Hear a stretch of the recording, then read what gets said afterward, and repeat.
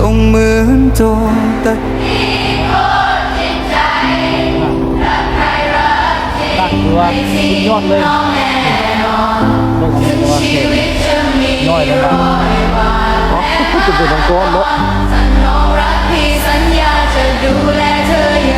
ก็จุดเด่นของก้อนเลยเนี่ยเลยยืดมาได้แล้วยืดมันลงเนาะเอาสบายดีพี่น้องจีขาเบิ้ง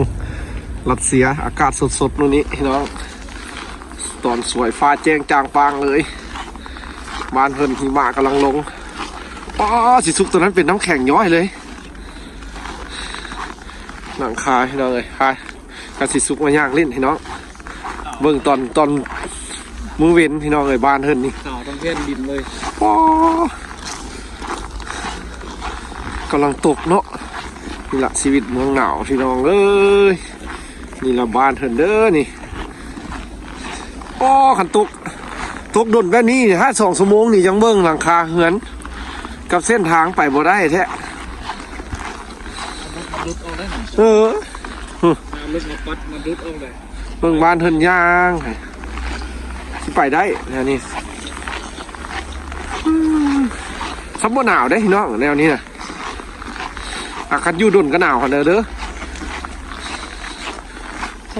คักอากาศบ้านเพิ่น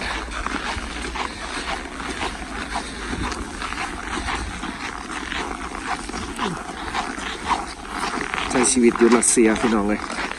คนลาวบ้านให้บ้านนาเจอเมืองหนาวนี่ครับได้ยินแต่คนว่ารัสเซียหนาวโอ้แม่นหนาวอีหลีพี่น้องเอ้ยหนาวตั้งแต่ลงเครื่องบินมาพุ่นละซ้ำคนละโลกเลยลงมาละโอ้ตกหนักได้แนวนี้นะสิสุกเลยเบิ่งปลุกเฮือนปลุกซานเลยตกหลายมันลดแล่นยากเด้เจือกเด้ตัวลายขนาดเด้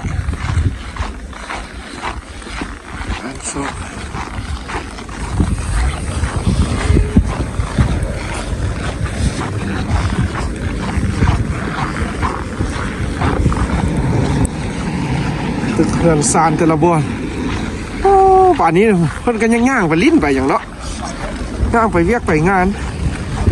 ชักไม่หนาวสำนีกันไปเรื่อยๆโอ้สวรรค์ทะลุนี่เนาะสิสุมาปกเบิดเลยแบบเนี่ยนั่นแหละย่างคนละเสีย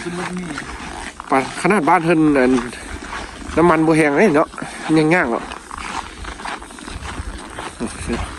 จอดซ่าสิเลยบ่มีบ่อนเมียนไหนอยู่บ้านเพิ่น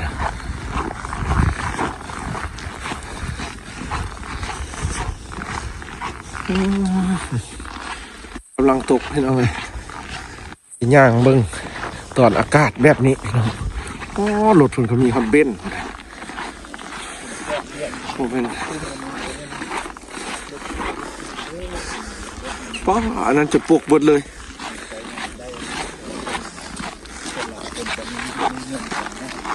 เล่นไปเที่ยวมาตีลืมเมียนรถตีรถหรูคนละคนนี่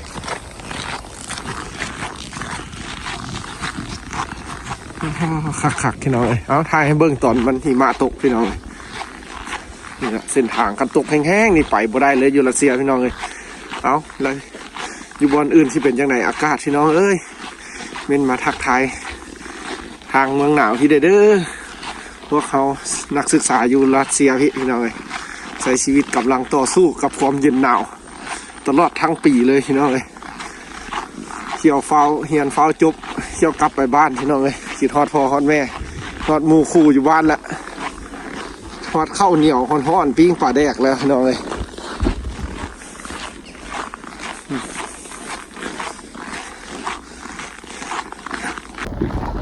ไปกับบ้าปิ้งโอ้ยลึกเนาะคาดว่าบรรยากาศนี่หิมะตกอันนี้พี่น้องเอ้ยยอดเลยนะออกหายใจออกอายทวนๆเลยเอา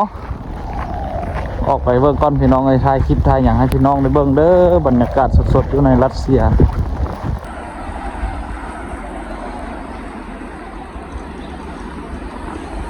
หนาวเย็น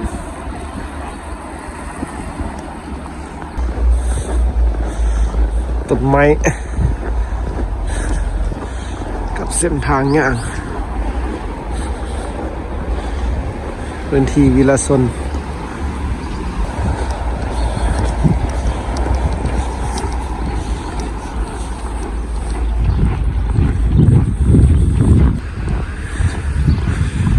วิลาชนรัสเซีย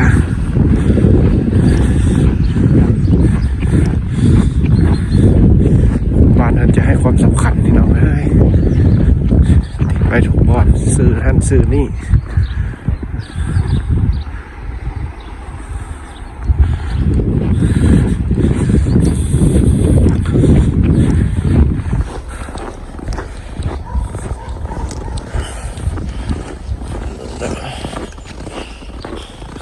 ตังนางลิ้น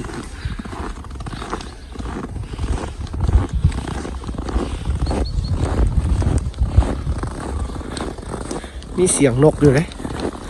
หนาวปานนี้นกยังออกมาเลย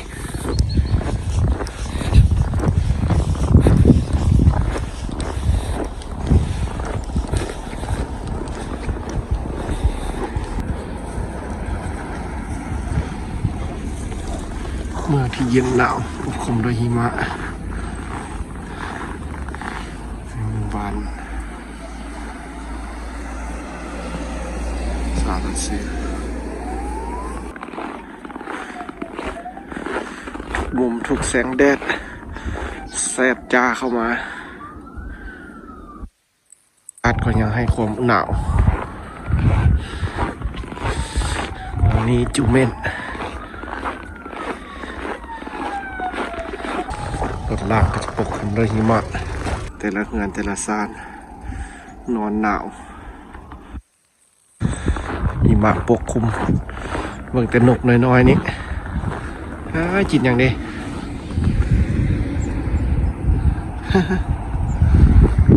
กินบุ้งกินแมงไม้รีอยู่ในกาบไม้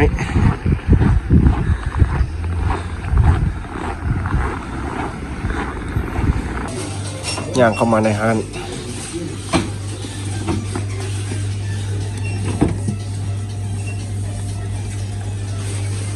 ซื้อน้ำไม้ห้างรัสเซียห้างบ้านเขาลำบุงเสร็จแล้วอะไร